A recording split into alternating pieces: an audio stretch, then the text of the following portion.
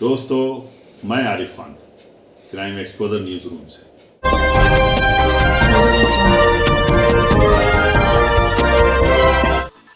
दोस्तों, AIMIM के सरबराह असदुद्दीन ओवैसी पर कातिलाना हमला हुआ, जानलेवा हमला हुआ।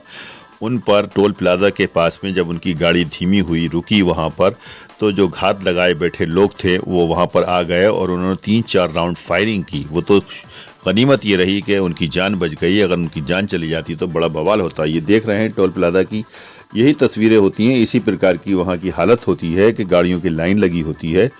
यदि कोई चाहे अगर किसी की जान लेना तो टोल प्लाजा उसके लिए बहुत आसान जगह है और बहुत आसानी से वो अपना काम कर सकता है, क्योंकि टोल प्लाजा पर लोगों की गाड़ियाँ हल्की होती हैं, रुकती हैं।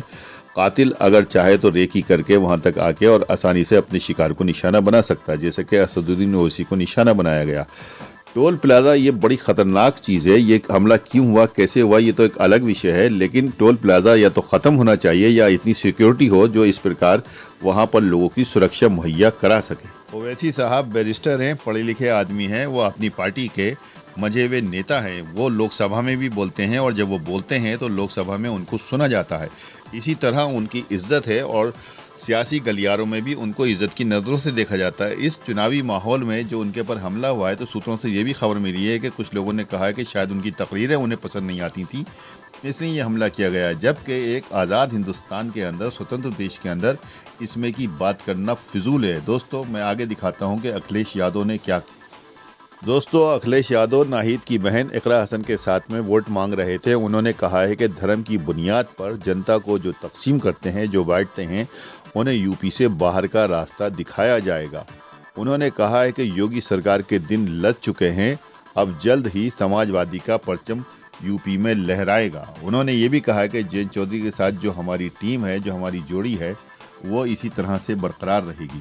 दोस्तों, उत्तराखंड में कांग्रेस बहुत मजबूती से चुनाव लड़ रही है, इसलिए प्रियंका गांधी ने अपना मैनिफेस्टो जारी करते हुए कहा है कि सिलेंडर की कीमत वहां 500 रुपये कर दी जाएगी और सरकारी नौकरियों में 40% औरतों को जगह मिलेगी। उन्होंने ये भी कहा है कि लोकतांत्रिक देश में सारे काम लोकतांत्रिक प्रक्रिया के अनुसार ही होना चाहिए।